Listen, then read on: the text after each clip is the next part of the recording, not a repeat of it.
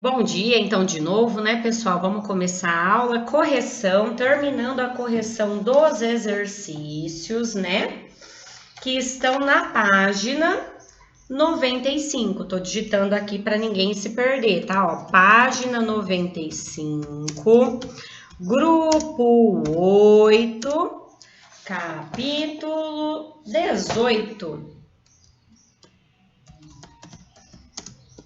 Bora lá, então, todo mundo com a apostila na mão. Vou apresentar a tela daqui a pouquinho para vocês, tá? Para a gente poder começar.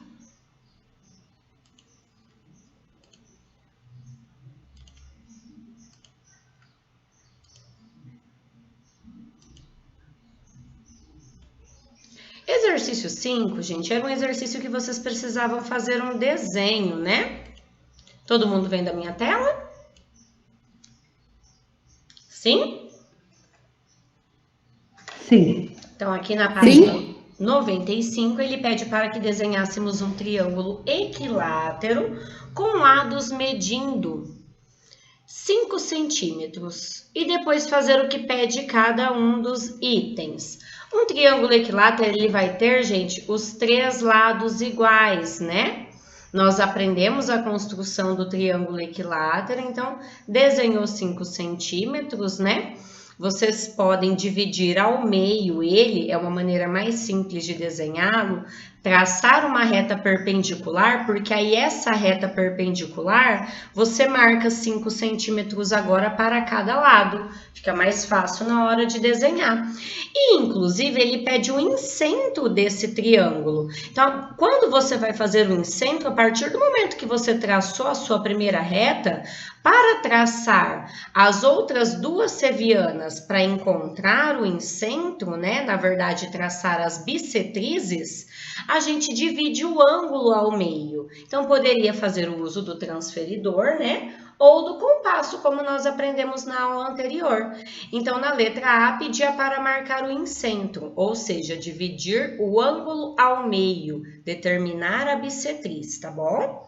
E depois disso, ele pede para calcular a medida dos ângulos internos do triângulo AIC. O que seria o triângulo AIC? Seria esse triângulo aqui, ó, gente. Tá vendo com a minha seta? Estão vendo? Aí basta pensar o seguinte: se o triângulo é equilátero, todos os ângulos medem 60 graus. Se eu tracei as bissetrizes, eu dividi o ângulo ao meio. Então, cada pedacinho desse mede 30 graus. Então, aqui para a gente pensar o seguinte, ó, para a gente determinar a medida do ângulo AIC, basta a gente fazer 180 graus menos o dobro, né? Desses dois ângulos aqui, o dobro de 30 graus. Então, 30 vezes 2 é 60. 180 menos 60 resultou em 120 graus. Alguém fez de alguma maneira diferente? Quer estar compartilhando com a gente? Não? Beleza? Bora lá, então. Vamos aos exercícios propostos, o OBMAP, que a gente adora, né? Aqui, esse da OBMAP foi bacana para resolver. Esse eu acho que eu vou fazer na lousa para ficar mais visível para vocês verem, né? Considerem, tá, gente? Os meus dotes artísticos é só para ficar visível para vocês, tá? Só um minuto que já eu aumento a tela para ficar melhor para vocês verem. Aqui ele traçou uma diagonal. Aqui ele traçou um triângulo qualquer. Aqui é o ponto F. Ele quer saber a medida deste ângulo.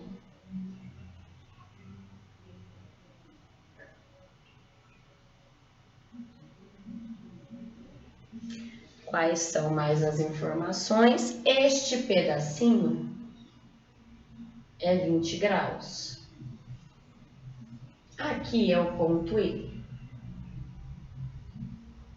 Aqui é o ponto A, B, C, D. Faltou nada, né, gente? Tranquilo, é? Você marcou isso? Oi? EC é igual a BC. Ah, muito bem. Lá no enunciado agora, gente, do exercício 6, tá bom? Tá aqui na lousa, mas para ninguém se perder, tá bom? Página 95. E aí lá no enunciado ele fala, a figura ABCD é um quadrado. Se é um quadrado, todos os ângulos são retos. Beleza? Aí ele fala também que esse ângulo mede 20 graus, já está aqui marcado na figura. E ele fala que o segmento EC, ele é igual ao segmento BC. Esse é o X da questão, gente. Por quê? Cadê o segmento EC? Este lado, ele é exatamente igual a esse. Então, eu posso afirmar que este triângulo, ele é isósceles. Aí eu posso pensar o seguinte, ó. Se esse pedacinho é 20 graus e é um quadrado, então esse ângulo ele é um ângulo reto. Então, se eu juntar esses dois aqui, a soma deles tem que dar 90 graus. Se eu já tenho 20, quanto que falta para dar 90 graus? Falta 70 graus.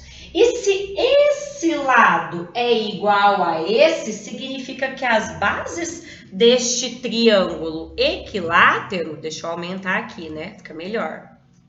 São iguais. Então, eu posso afirmar aqui, ó, que este ângulo aqui também, ele mede 70 graus. Por quê? Vamos anotar aqui por quê? Porque o triângulo EBC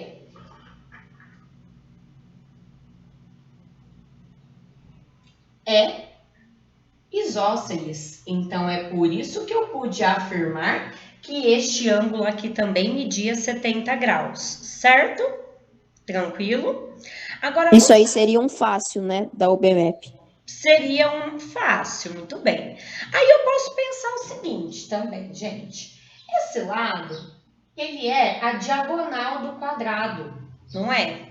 Então, eu posso pensar também que apenas este ângulo aqui, ele vai medir a metade de 90 graus, porque a diagonal divide o ângulo ao meio. Então, apenas esse pedacinho aqui é 45 graus.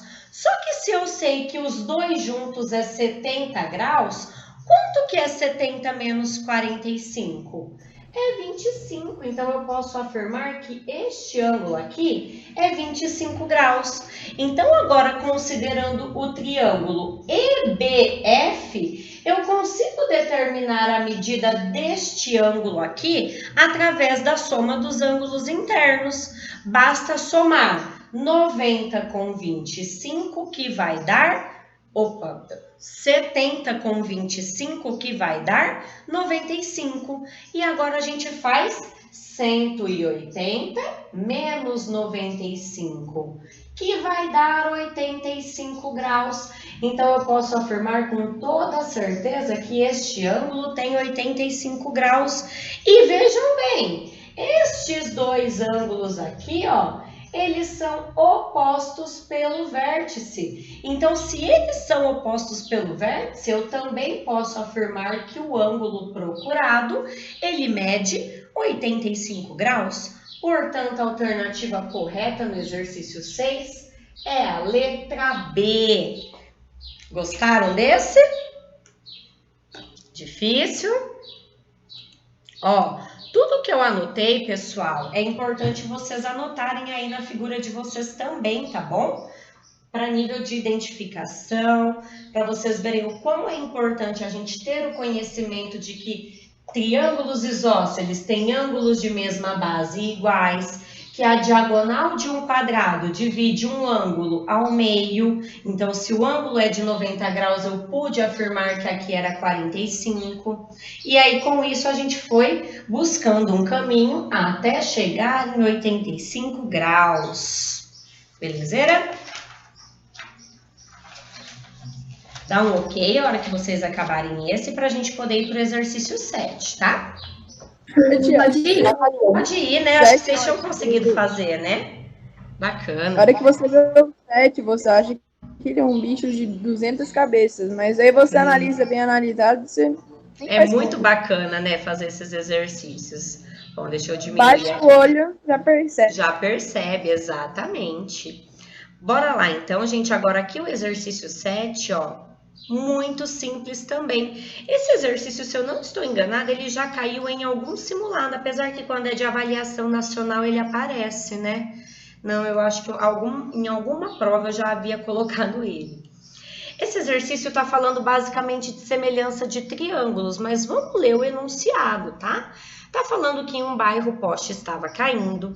Para resolver o problema, a prefeitura esticou 2 cabos de aço, colocando o poste perpendicular ao chão. Aqui o poste, ó. Os triângulos ABC, que é esse daqui, e os triângulos DEF, eles estão no mesmo plano. E os segmentos BC e DF medem 50 e 50 centímetros cada um. E o cabo FE mede 130, ok? Esse triângulo ABC é congruente ao ângulo DEF de medida 67. Gente, ele já está dando todas as afirmativas. Estes triângulos são semelhantes. Pelo caso de congruência, ângulo, lado, ângulo, porque aqui, ó, ele tá falando que é 50 centímetros e aqui ele também tá falando que é 50 centímetros, concorda? Ele falou que o segmento AC, que o segmento BD, BC e o DF tem a mesma medida, gente. Então, eles são semelhantes, ou seja, qual é o valor que está faltando aqui, que eu já tenho nesse triângulo, gente? É 130 graus, tá? Ó, ângulo, lado, ângulo. Então, para vocês poderem responder com a conclusão, vocês podem escrever que o triângulo CAB, ele é semelhante ao triângulo DEF pelo caso ala. Então, podemos afirmar com toda certeza que esse lado FE, que nós conhecemos, é semelhante ao lado AB, que é o que nós estamos procurando. Portanto, AB é igual a 130 graus. Minto, centímetros. Da onde eu tirei graus? Acabei de ver um monte de grau aqui, né? Então, aqui, ó, para quem não tinha respondido e quiser completar, tá bom? Pode completar matematicamente dessa forma. E a alternativa correta é a alternativa C, ok? Tudo bem? Tranquilinho esse? Vamos agora a um exercício da avaliação nacional, gente. Então, quando eu falo para vocês que eu vou cobrar na prova, né? Não vai ser a parte de construção, nós já conversamos sobre isso, apesar de ter grande importância a construção, justamente para a gente não esquecer dos conceitos, né? Tenho certeza que todo mundo lembra do bico, né? Se não lembra, faz favor de lembrar do baricentro, incentro, circuncentro e ortocentro. Nós trabalhamos separadamente com cada um deles, né? Lembra que o baricentro, ele é o ponto de encontro entre as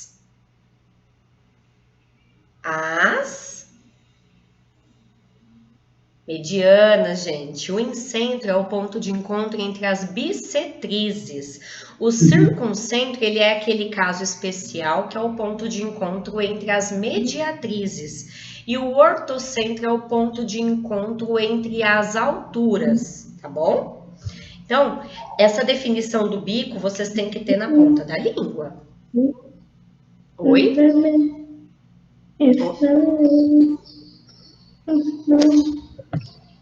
Oi? Alguém tá tentando falar comigo? Não, era o Gui. Ah, era o Gui, beleza. Felipe? Estava aberto o meu microfone e o Gui estava aqui resmungando. Alguém me fala qual ficou a 4, Eu por não tinha visto favor? que o microfone estava aberto. Não, ninguém fala pro Felipe, viu, gente? Ô, Felipe, ó, a 4... Não mesmo, eu já Já conseguiu? tô vendo o vídeo aqui. Eu consegui achar o vídeo teu lá.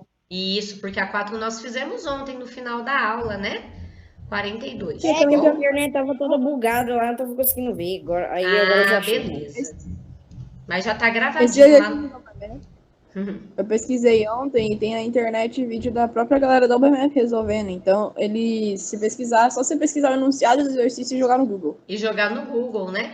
Inclusive, você pesquisou a maneira dele resolver foi diferente ou foi igual a que nós fizemos? Foi bem parecida, só que ele já ia direto onde precisava, né? A gente ficava indo A gente ver ficou indo por vários qual caminhos. poderia ser melhor. Uhum, Ele foi direto de um jeito só, que ele já sabia a resolução, né? Então. uhum. Mas lá. foi mais ou menos o. Viu?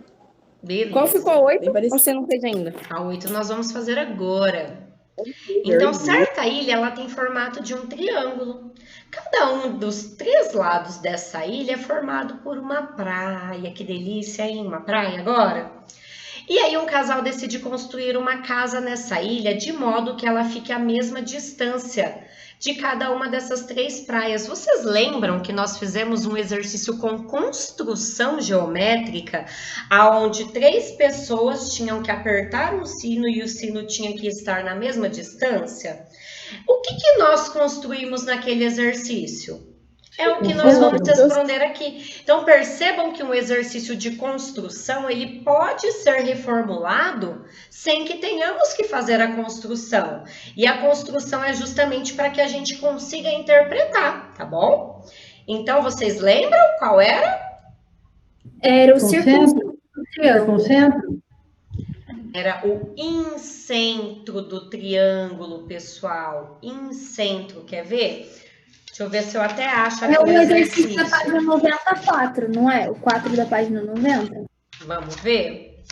Não, está lá atrás. Todos os vértices, né? Tá lá Ele é atrás. equidistante a todos os vértices, né? É o incentro. É o incentro. Incentro. Tá lá no módulo anterior, o Manu.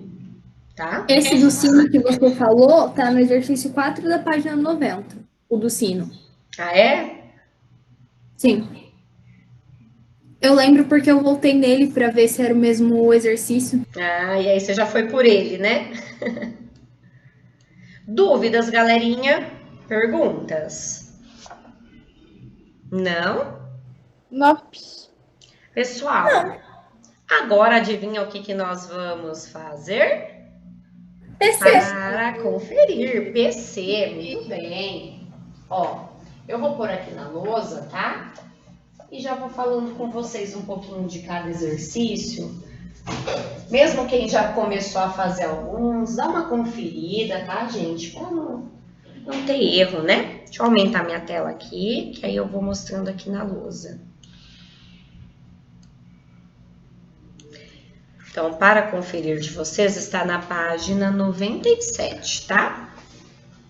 Você vai gravar para conferir? Só vou explicar, tá bom? E depois eu Tia, você consegue ver a gente? Agora não. Você quer que eu veja o quê? O que você tá aprontando? Deixa eu ver. Aguenta aí, peraí. Ai, meu Deus, não consigo diminuir eu agora aqui.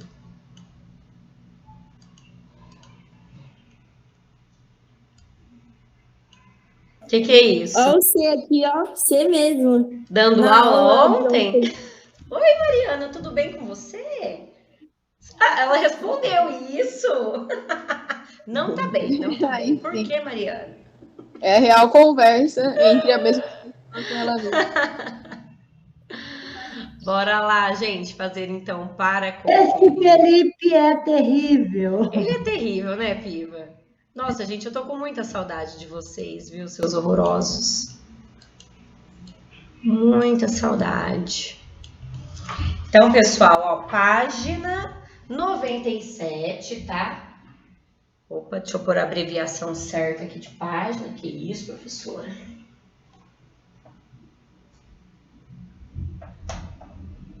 Grupo 8 para os perdidos de plantão, tá bom?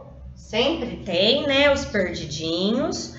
Vocês têm apenas 5 exercícios, tá bom, gente, para fazer. Então, vocês vão fazer o 1, o 2, o 3, o 4 e o 5.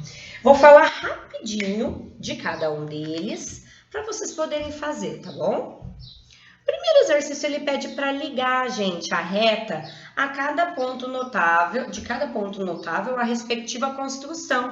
Então, você vai ligar o baricentro no que ele é a construção. Ele é a construção de quem? Das medianas ou das bissetrizes? E o incentro, que é a construção do quê? Das bissetrizes ou das medianas? Observem que acabamos de corrigir um exercício que falava disso, né? Não errem esse, por favor, viu? No segundo exercício, agora ele está perguntando qual é o ponto notável. Quando ele fala de ponto notável, vai ser o bico. O que é o bico? Ou vai ser a resposta do 2, baricentro, ou vai ser incentro, ou vai ser circuncentro, ou vai ser o ortocentro. Aí a Bia, que fez aquele mapa mental maravilhoso, vai tirar de letra para fazer esse exercício, né? Porque a gente colocou direitinho aí o que era o ponto de encontro de cada uma das sevianas, tá bom? Então, no exercício 2, você vai falar qual desses daqui é o centro de gravidade do triângulo. E eu espero que vocês não esqueçam, porque nós fizemos a experiência, né, de pegar o triângulo, colocar a linha, né, e ver o centro de gravidade. Vocês vão lembrar dessa aula, tá? No exercício 3, gente, vocês vão completar com verdadeiro ou falso, tá?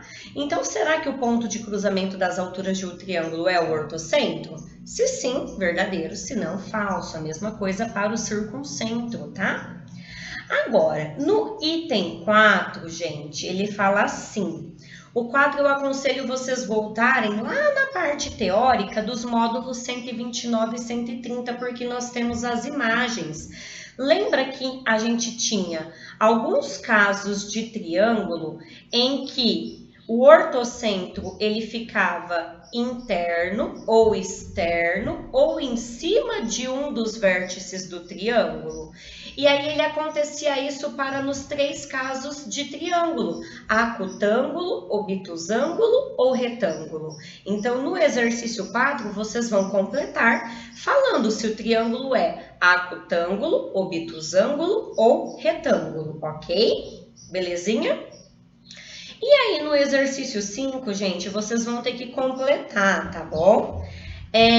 Com notações matemáticas. Ele tá falando assim, o lado qual? A gente denomina um lado. Então, se eu tenho um triângulo, por exemplo, eu vou desenhar um que não tem os mesmos valores aí, M, N e J, por exemplo, esse lado aqui, eu chamo esse lado de MJ, ok?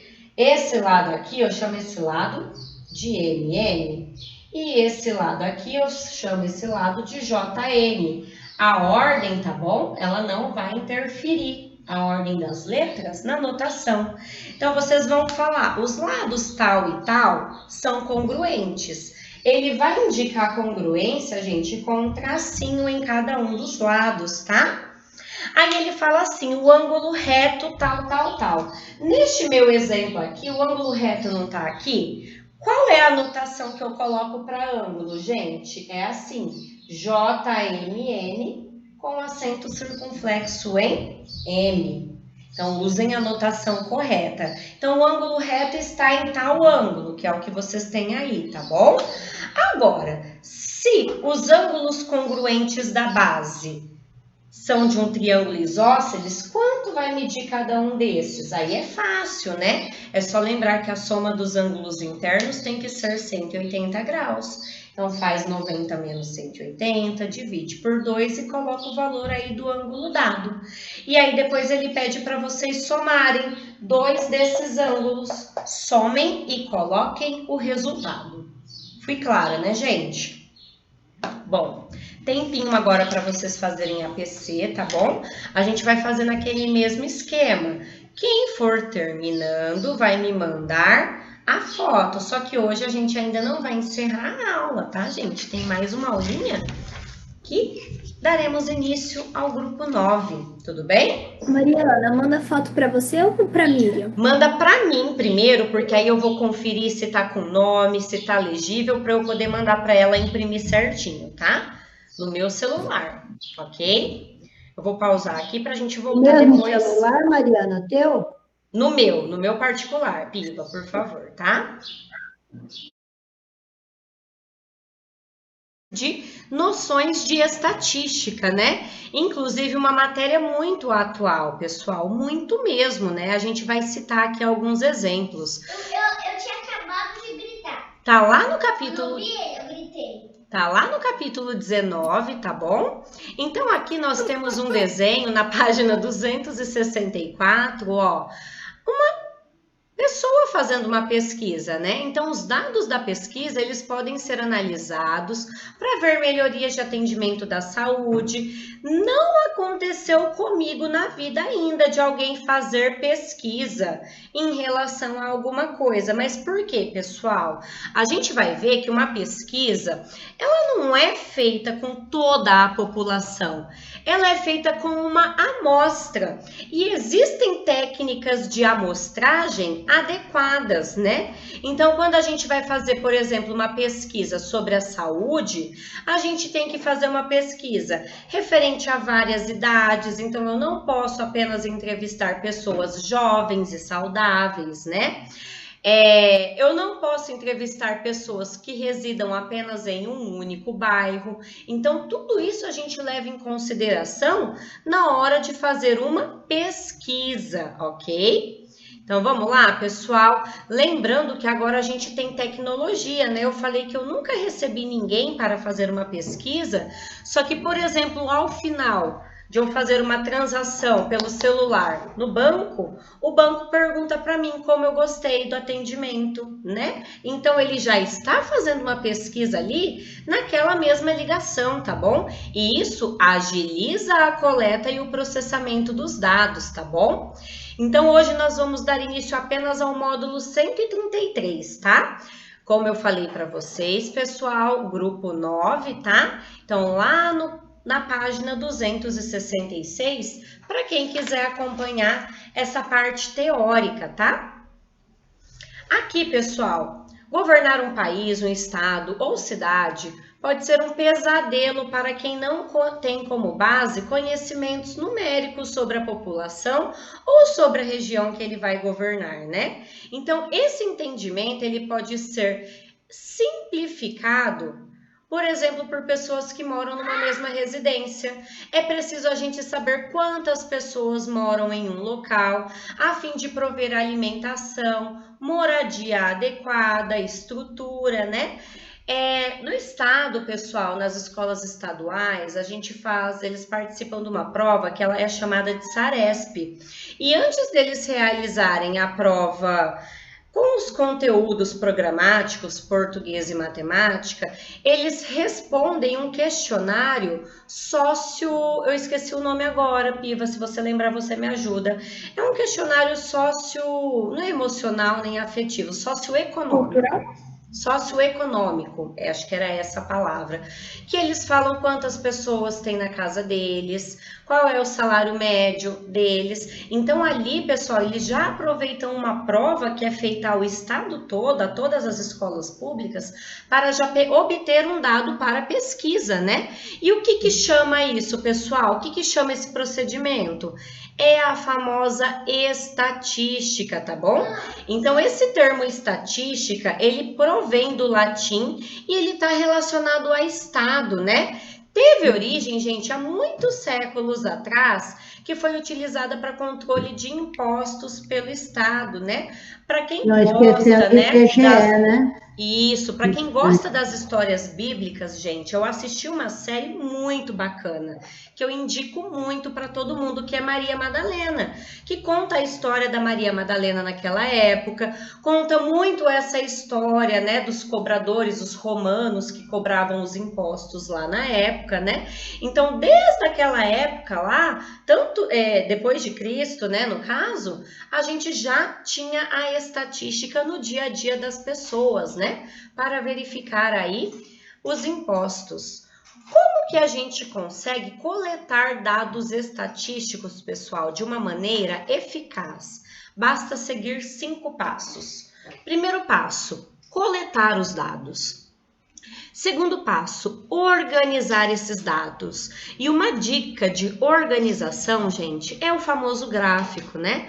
Quando a gente vai ver lá se o nosso time tá ganhando, se o nosso time tá perdendo, se tiver tudo em um texto aleatório, fica vago pra gente ver, né, que o Palmeiras é o melhor time do mundo, no caso. Não podia perder a piada. Mas, quando a gente tem esses dados em gráfico, facilita. Ah, não quero fazer gráfico. Em tabelas, né? Tabelas facilitam bastante também essa nossa organização. E aí, terceiro passo é descrever esses dados. Quarto passo, analisá-los para depois interpretá-los. Vocês viram o tanto de coisas do dia a dia que eu já falei que envolvem estatística, gente? Um campeonato de futebol envolve estatística. Pode ver que depois, logo que termina, né, o jogo, tem os comentários, né, da estatística de quem teve mais posse de bola, do jogador que fez mais gol, né? Então, a estatística, ela tá muito aí presente no dia a dia. Agora, como eu falei... Pode falar. Essas eleições, campanha eleitoral, é o que mais tem, eu acho. Exatamente, né? Quando a gente está em ano eleitoral, a gente vê muito passar na televisão essas estatísticas. E é óbvio que não foi todo mundo entrevistado. E é óbvio que um dado estatístico, ele não é um dado real, gente. Ele é um dado mais aproximado possível, porque o órgão que cuida da estatística no Brasil, o maior órgão, é o IBGE. E ele usa muitos elementos para que chegue o mais próximo possível de uma realidade, né? Então, agora falando aí de uma estatística sobre política, né? Ele tem que verificar a idade das pessoas, então ele tem que fazer uma amostra que contenha várias idades, ele tem que verificar a região em que cada população mora, entendeu? Ele tem que entrevistar tanto homens quanto mulheres. Agora, é óbvio que vai entrevistar o Henrico? Não, por quê? Porque o Henrico, ele não vota. Vai entrevistar vocês? Não, porque vocês ainda não votam. Então, esses dados estatísticos também, eles vão pegar maiores de 16 anos, né? De preferência até maior de 18, porque 16 é voto facultativo. E tem uma determinada idade também que não é mais obrigatório votar. Então, eles não vão ir lá na casa dos nossos bisavós entrevistá-los, né? Então, tudo isso, gente... Oi? É 60 anos que pare de precisar votar. Não. Eu 70. nem sabia. É 70, né? Uhum. Ó, mas Minha mesmo bisa, ela fala que ela vai votar enquanto ela puder andar. Porque É aí ótimo. ela Tem não vai muito- ceder o voto dela para outra pessoa. Muito tem bem. muitos políticos que ainda insistem com essas pessoas mesmo, eles ligam atrás das pessoas que têm 70 anos para não deixar de votar. Então, tem muita gente ainda que importa com o voto dele aí, ó. É verdade. Que é E muito aí, bom, pessoal... né? E aí, pessoal, esses dados que nós citamos agora, né, esses 5 passos, eles são informações numéricas. Uma maneira da gente também poder interpretá-lo de uma melhor forma é transformar esses dados em porcentagem. Como eu falei para vocês, a estatística, ela não é feita com o mundo todo. Ela é feita com uma parte das pessoas, que a gente chama de amostra. Então, o que é a amostra, gente? É um subconjunto da população. E o que é população? É o universo estatístico, seria o todo, né? Falando aí, se eu fosse entrevistar, por exemplo, só a nossa sala de aula referente a gostos musicais. A nossa sala de aula inteira é a nossa população ou universo estatístico. Eu resolvi entrevistar apenas metade das meninas e metade dos meninos, então esse subconjunto, ele é a nossa amostra. Ficou claro o que é população e amostra? Tranquilinho, né? Pessoal, Aqui nós temos um exemplo, ó, para vocês entenderem, né, que fica inviável a gente fazer, às vezes, uma pesquisa com tudo que está em questão. No caso que eu dei agora da nossa sala de aula, uma sala de aula pequena, eu poderia fazer uma pesquisa com a população e não apenas com uma amostra. Só que vocês podem observar que tudo que nós compramos, eles passam pelo teste do Inmetro, né? E esse teste, gente, ele é justamente para verificar a estatística de que aquele produto ele vai funcionar. Então, por exemplo, numa fábrica de palitos de fósforo, não vai fazer sentido ele pegar um lote inteiro e ficar riscando todos os palitos de fósforo para certificar que eles funcionam, concordam? Ele vai escolher. Não faz sentido algum. Então, como eles fazem esse teste, essa amostra? Eles pegam um lote significa que foram fabricados vários palitos da mesma maneira e riscam apenas alguns para testar. Porque se o lote foi fabricado da mesma maneira, dificilmente vai ter um problema naquele lote. Tanto que quando a gente tem, por exemplo, já houve leite, né, com um lote estragado, o que eles fazem? Todo lote, por isso que tem aquele númerozinho, né, nos produtos. Tudo que tiver daquele lote, eles já excluem, né?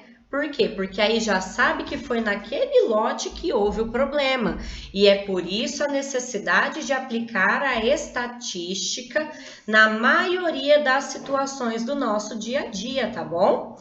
E aí, pessoal, uma pesquisa estatística, como ela é realizada? Geralmente ela é por meio de um questionário. Então, se nós fôssemos novamente montar uma pesquisa, né, sobre gosto musical de cada um, eu não posso simplesmente chegar aleatoriamente e falar: João, que música que você gosta de ouvir? Fulano, que música você gosta?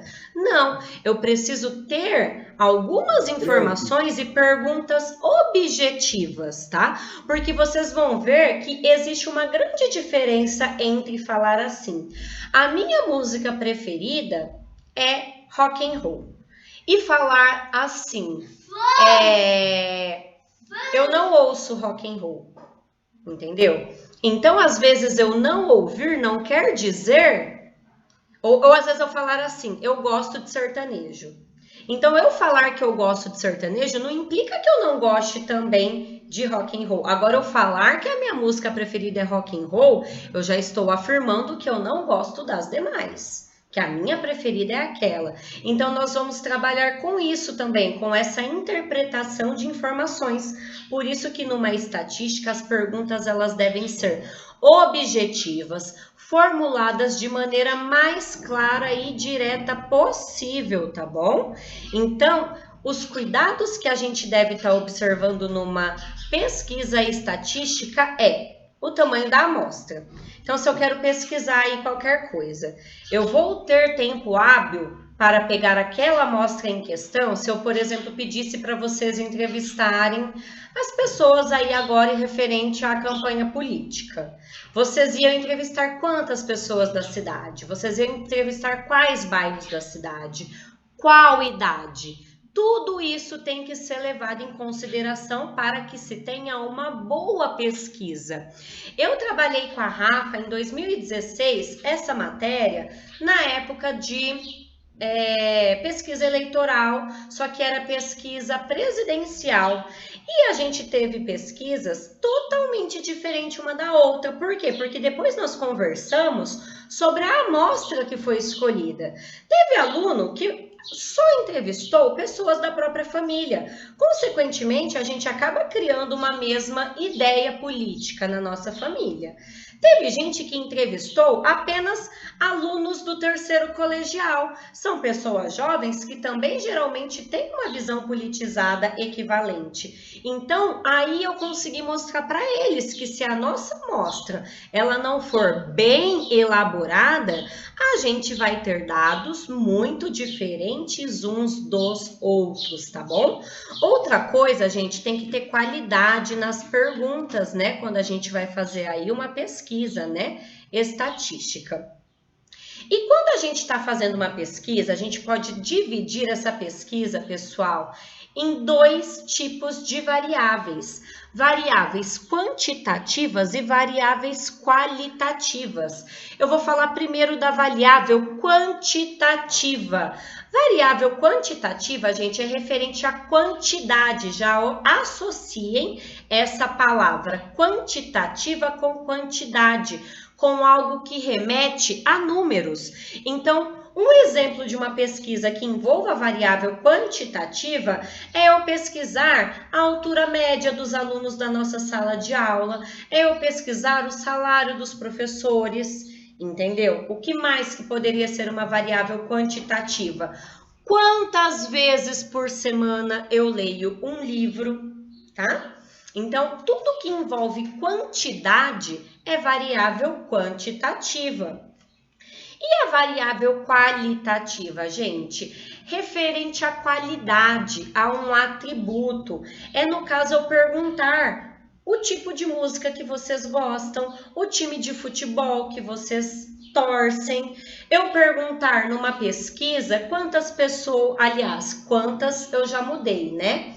Aí já seria qualitativa. Vocês vão perceber, inclusive, essa diferença na própria pergunta. Quando falar a palavra quantas, é variável quantitativa. E quando falar a palavra qual, é variável qualitativa. Eu poderia, na qualitativa, perguntar qual é a fruta predileta de vocês, qual é o filme predileto de vocês. Agora, olha como já vira variável quantitativa. Eu poderia perguntar quantas vezes vocês assistem filme por semana? Então, na própria pergunta, você já consegue diferenciar a variável qualitativa da quantitativa. Então, esse é o início, pessoal, que nós vamos trabalhar sobre estatística. Alguma pergunta? Tranquilinho esse comecinho, né? Então, agora, pessoal, eu quero que vocês vão lá na página 282, tá bom? Eu vou dar um tempinho para vocês lerem agora os exercícios com atenção, porque a maioria desses exercícios, pessoal, eles são de nível pessoal, tá bom? Então, lá na página 282, todo mundo, deixa eu apagar aqui a lousa, para ninguém confundir.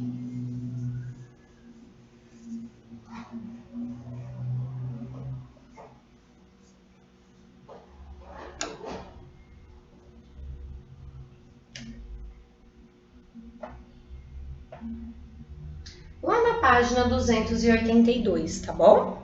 Vocês vão começar a fazer agora apenas os exercícios do 1 ao 4, porque eu não vou pedir tarefa, a gente continua na próxima aula, tá?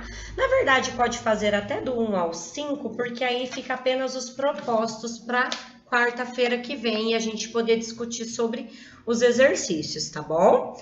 Então, ó, façam agora do 1 ao 4, aliás, do 1 ao 5, tá?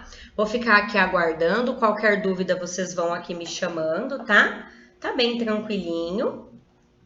E a gente já corrige hoje mesmo, porque não terá tarefa, tudo bem?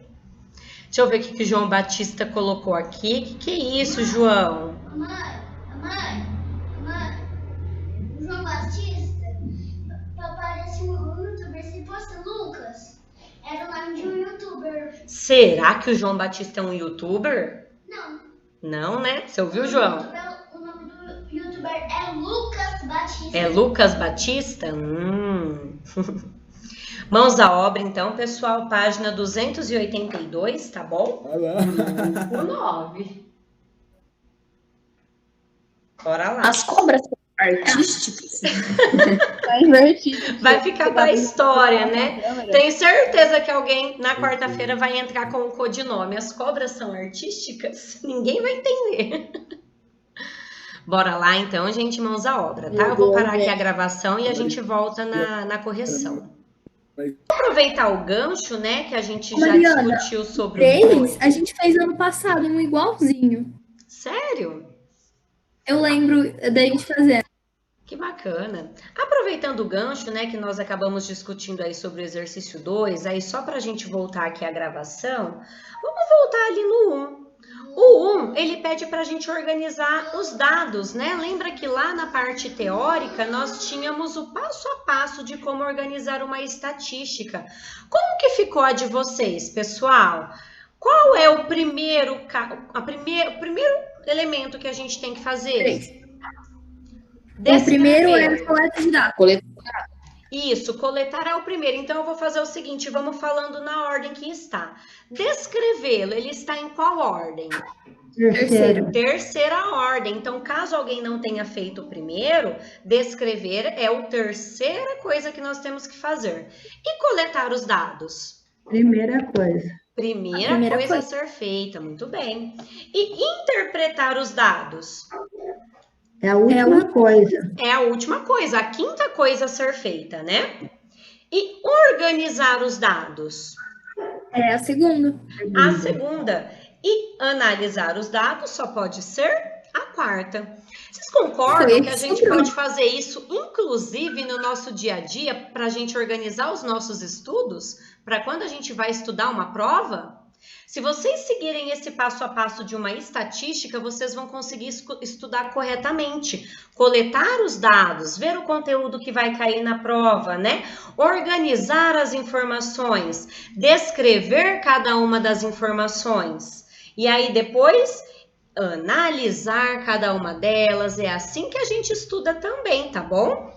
Aí, lá no segundo exercício, né, nós já conversamos sobre a importância da estatística na área da segurança e chegamos à conclusão, né, de que caso tenhamos um assalto, o correto a ser feito é registrar um boletim de ocorrência para facilitar depois para mapear as regiões que possuem maior índice de roubo e poder fazer ali uma prevenção, né? Fazer com que a segurança pública entre prevenindo aqueles roubos, né?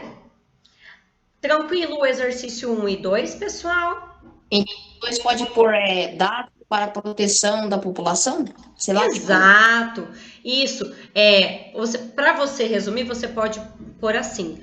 Após um assalto, realizar o boletim de ocorrência para como você falou aí agora? A proteção da população, né? E dados para a porcentagem de assalto ocorrente no local? Perfeito. Perfeito. Tem uma palavra que substitui quantidade, mas eu não lembro qual que é agora.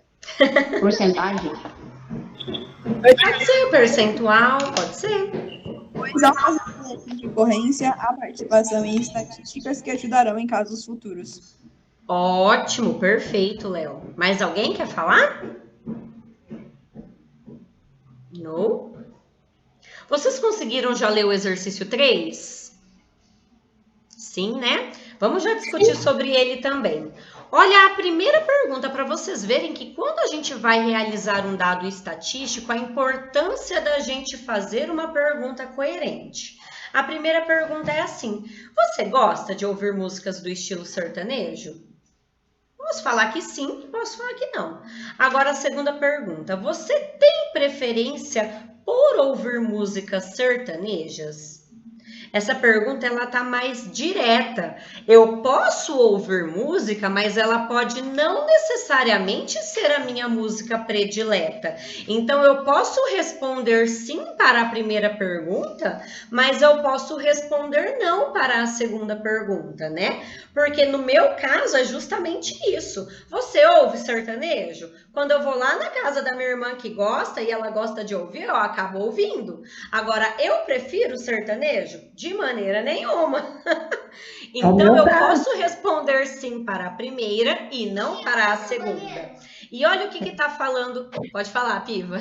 É no meu caso. Eu ouço sertanejo por causa do Gui. Mas na realidade não é a minha música preferida. Então, é bem isso mesmo. Aí, filho. Vou ter que segurar. Para de pérola, que hoje já tá bom de pérola. Não, então vai. Eu explico pra ela depois que foi uma urgência, tá?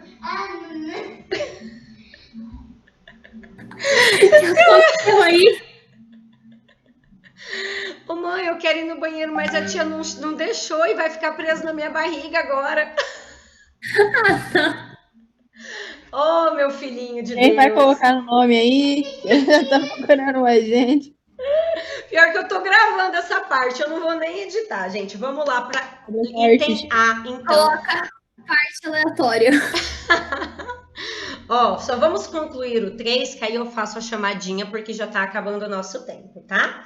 Então, aqui no 3, pensa se a resposta for sim para a pergunta. Ela vai ser sim para a pergunta 2? Eu acabei de dar esse Não exemplo. necessariamente. Não necessariamente, muito bem. Então, vocês podem escrever isso. Não necessariamente, porque ouvir sertanejo não implica ser a preferência da pessoa, tá? Então, respondam completinho dessa forma.